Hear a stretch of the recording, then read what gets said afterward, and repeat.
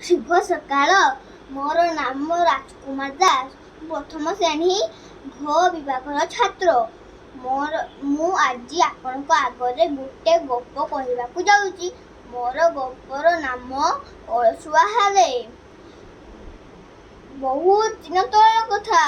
दूर जंगल रे गोटे कईंच आ गोटे ठेकुआ रहउथिले। दुई सांगक भितर डोडिया प्रतियोगिता हैला।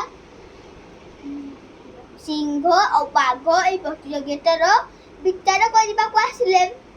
ठेकुआ जोर रे दौड़े किछि बाट आगे गला। कंच धीरे धीरे धीरे धीरे आसला। ठेकुआ किछि बाट आगे गला परे पछकू बुलिक देखला कंच बहुत दूर रहिछि।